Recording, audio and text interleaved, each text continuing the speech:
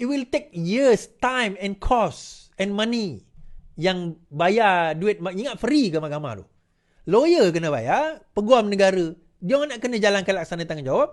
Kalau dia tengok dah bluntly, dah jelas, memang pembuktian itu tak cukup. Baik. Cerita tentang bekas setiausaha politik Mat Sabu dibebaskan. AGC perlu beri penjelasan bekas Setpol Mat Sabu bebas dakwaan rasuah.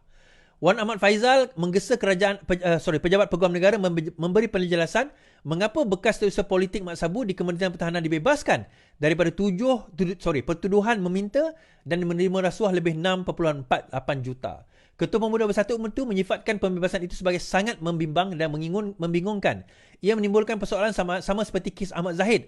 Apakah ia tata terkelola cara kerajaan Madani dalam menguruskan keadilan negara, katanya. Semalam bekas setiausaha politik Mat Sabu, Muhammad Azhar Cik Dali dilaporkan dibebas daripada pertuduhan. Ini kita baca semalam. Setiausaha politik Mat Sabu dibebaskan daripada pertuduhan rasuah. Bagaimanapun media tidak mengetahui butiran keputusan diambil. Ketika dihukumi Malaysia kini, Peguam Muhammad Azhar Cik Dali sekadar berkata pembebasan. Itu saja saya boleh katakan. Dia enggan mengulas lanjut mengenai pertanyaan sama ada ia adalah pembebasan penuh atau pihak pendakwa telah memohon pelepasan tanpa dibebaskan di NAA. Juga tidak dapat diketahui alasan pembebasan itu diberikan pada akhir pendakwaan. Malaysia kini sedang cuba mendapat makluman daripada pihak pendakwaan. Okay. Now,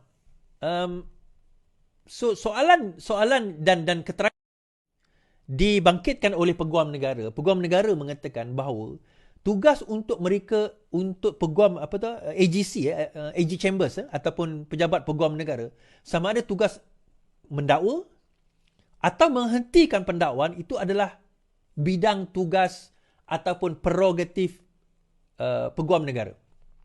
Malah Ketua Hakim Negara hari ini juga telah membuat kenyataan bahawa itu bukan tugas ataupun bukan bidang hakim atau juga badan kehakiman kalau sekiranya pendakwa raya nak tarik dakwaan.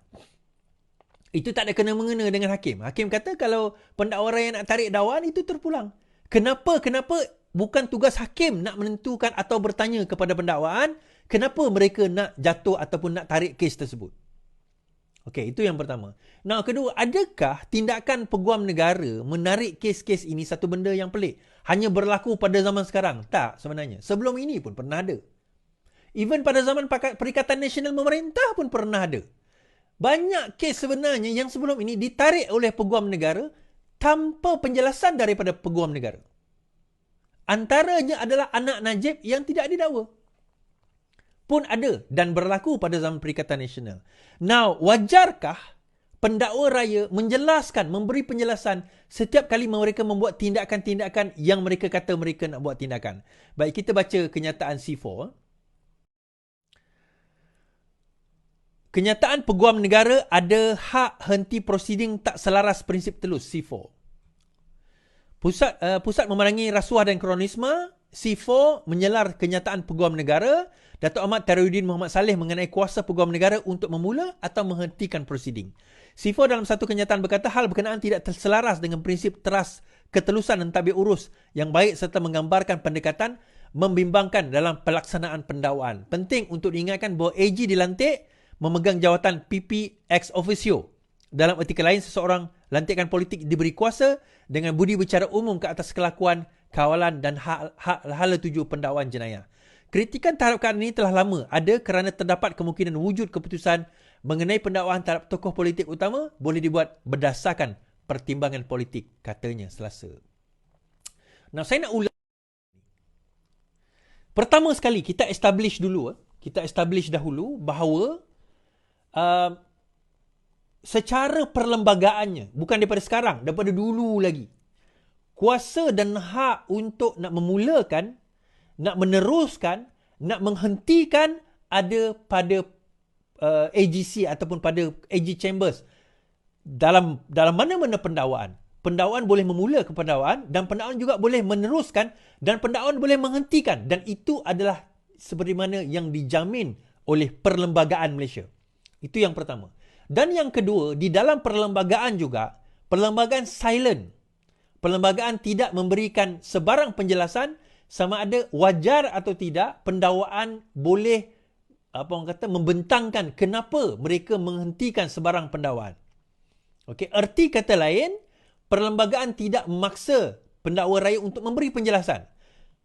Perlembagaan memberi kuasa, tetapi perlembagaan tidak memberi orang kata satu bukan sebab, tapi suatu akta ataupun suatu ketegasan bahawa pendakwa raya perlu menjelaskan kenapa nak menjatuhkan kes tersebut. Okey, itu asas dia.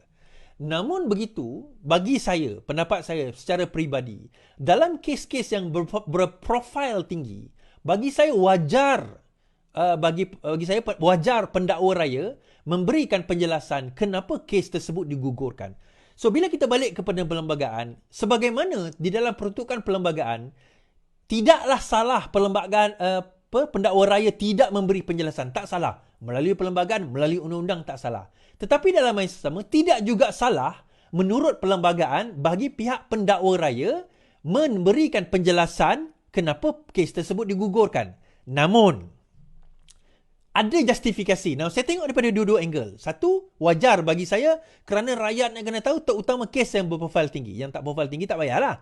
Tetapi, dalam faktor yang kedua pula, ada dia punya angle lain. Iaitu angle dia, rakyat tak akan pernah berpuas hati dengan sebarang penjelasan. Saya bagi contoh, dalam kes representasi Zahid Hamidi, dan juga kes representasi, terutama kes representasi Zahid Hamidi, kes representasi anak Najib, di mana representasi itu diterima dan mereka digugurkan daripada pertuduhan. Ada di kalangan, dan penjelasan diberikan, masih lagi di kalangan rakyat yang tak puas hati dengan penjelasan tersebut. Arti kata lain, kita jelaskan pun dia tak akan puas hati. So ada yang kata, yang penting dia jelas puas hati tak puas hati itu cerita lain. So dia akan membawa polemik yang tak berkesudahan. So on one point, bagi saya wajar juga dia nak kena jelaskan. But on another point, kita akan kata, setakat mana kita nak tahu secara detail kenapa. Saya bagi contoh tuan-tuan. Katakanlah, pendakwa raya kata, setelah kami mengkaji dan meneliti kes ini, kami menggugurkan kerana tidak cukup bukti. Okay? Kami tidak meneruskan kes tersebut kerana tidak cukup bukti. Now, soalan kita kedua, apakah yang mengatakan bahawa tidak cukup bukti? Kami nak tengok bukti tersebut. Kalau kita nak tengok bukti tersebut, akhirnya bawa kepada yang pertama, kita nak kena bawa ke dalam perbicaraan. Tetapi kita bukan party to the case.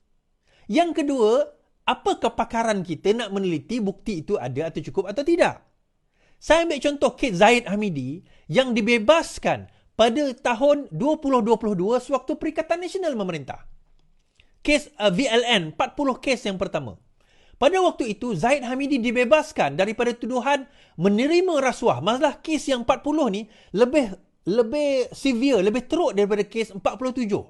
47 kes itu melibatkan yayasan di mana Zahid Hamidi itu adalah pengurusi dia. Tetapi 40 kes visa luar negara, VLN, itu adalah kes direct rasuah. Direct rasuah daripada kontraktor yang dapat VLN itu dikatakan memberi duit kepada Zahid Hamidi. Dia bagi duit kepada Zahid Hamidi. Dan pada tahun 2022-21, Zahid Hamidi dibebaskan oleh Kerajaan Perikatan Nasional. Saya tak kata Kerajaan Perikatan Nasional lah. Saya kata oleh Mahkamah pada zaman Perikatan Nasional kerana bukti tidak cukup.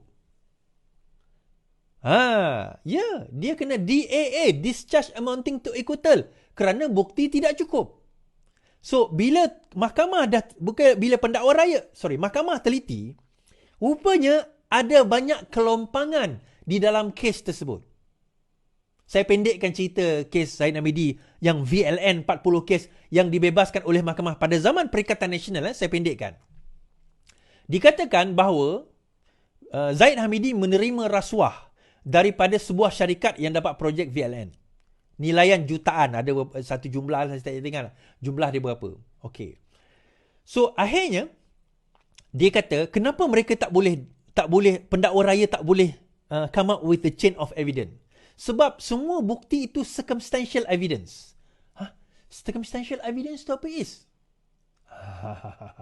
Itu saya kata kan. Circumstantial evidence, bukti keadaan.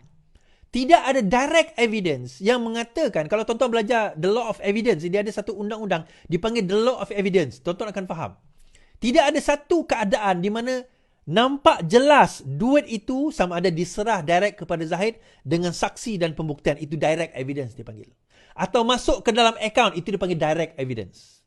Apa yang dikatakan oleh 3 orang syarikat yang mengatakan mereka memberi rasuah kepada Zahid Hamidi, dia kata kami keluar duit daripada akaun bank sekian juta. Malah pegawai akaun bank yang dikatakan dikeluar duit itu pun tak dipanggil tau. Okey, kami dah keluar duit. Duit itu datang daripada luar negara, masuk akaun bank company kami keluarkan duit. Kami keluarkan cash. Kemudian kami pergi ke rumah Zahid. Dalam kami pergi ke rumah Zahid, kami letak duit tu di dalam bag. Di luar, dia dekat rumah Zahid ni, dia ada meja kerusi yang dekat, ialah rumah besar kan. So, kami letak kat situ dan kami pergi. Itu adalah saksi yang dalam kes Zahid, VLN 40 kes. Now, pendakwa raya kata, hakim kata, ada CCTV tak? Tak dibawa. Dipanggil tak? Kenapa tak? Bukan ditanya macam tu. Dia kata, kenapa tak dipanggil pegawai bank di mana dikatakan dikeluarkan duit itu? Tak dipanggil. CCTV tak ada. Guard tak ada. Tak ada rekod menunjukkan mereka bertiga itu masuk ke dalam kawasan rumah Zahid Hamidi. Kalau ada CCTV, takkanlah rumah masa itu timbalan menteri, dia timbalan menteri kok, tak tinggal lah. Tapi pada masa itu dia ada CCTV. Tak ada. So takkan tak ada. Tak ditender evidence tersebut. So hakim kata, kalau tu semua tak ada, macam mana kita nak pastikan yang kamu bertiga ni cakap benar? Itu just your words. Entah-entah, ini kata-kata hakim tu dalam proceeding itu, entah-entah kamu ambil duit itu, kamu pergi enjoy. Itu hakim kata, entah-entah macam tu. So akhirnya, hakim kata tidak boleh dibuktikan bahawa Zahid bersalah, maka kes itu digugur dan dibuang. Okay. Now, di situ, kita telah buang proses bertahun-tahun, mahkamah evidence panggil, akhirnya, evidence itu tak cukup. Adakah pendakwaan tahu evidence itu tak cukup? Pendakwaan bukan bodoh. Sebab yang buat siasatan bukan pendakwaan, yang buat siasatan polis. Jadi, bila zaman ini, peguam baru ini, peguam negara baru, tengok balik.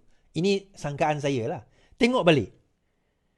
Sebab yang dakwa itu peguam negara sebelum ini. Peguam negara baru mungkin tengok balik, dia tengok, dia kata, yang ni kalau kita masuk tak menang. Representasi yang dia bawa ni kalau kita masuk tak menang. So kita kata, kita tarik balik. Itu akan memotong pendek proses mahkamah. So kalau dia nak terangkan juga, dia cuma kata, kami tak boleh dakwa, contohlah dia buatlah kenyataan. Kami menarik balik kes tersebut kerana tidak cukup bukti. Kamu puas hati ke? Oh, kami nak tengok bukti itu cukup atau tidak. Dia cerita tak habis, tuan-tuan. So akhirnya saya kata, walaupun dalam jiwa saya kata perlu diberi penjelasan, tapi akhirnya kalau kita fikir balik, penjelasan itu tidak akan dapat merungkaikan keputusan yang telah dibuatkan. Ada yang kata, kalau macam tu teruskan je lah case to is. Biarlah teruskan. Boleh. Tapi dia akan buang masa, dia akan buang kos. Banyak lagi kes lain yang kita boleh letak yang boleh didapati bersalah. Akhirnya kes itu didapati tidak bersalah. It will take years, time and cost and money. Yang bayar duit, ingat free ke mahkamah tu? Lawyer kena bayar, peguam negara, dia orang nak kena jalankan laksana tanggungjawab. Kalau dia tengok dah bluntly, dah jelas memang pembuktian itu tak cukup. Macam kan tuan-tuan pernah dengar tak kes di mana peguam negara diberikan kes, kemudian peguam negara kata tak boleh, tak cukup. Sebab yang menentukan sama ada siasatan polis itu atau SPRM itu cukup lengkap atau tidak adalah peguam negara. Kerana mereka yang kena berdepan dengan hakim dan juga pendakwa raya. Bukannya polis ataupun SPRM tersebut. Faham? Harap tuan-tuan fahamlah tentang perkara ini. Tapi whatever it is, kita tunggulah kalau betul ada penjelasan, kita dengar. Baik, habis kat sini.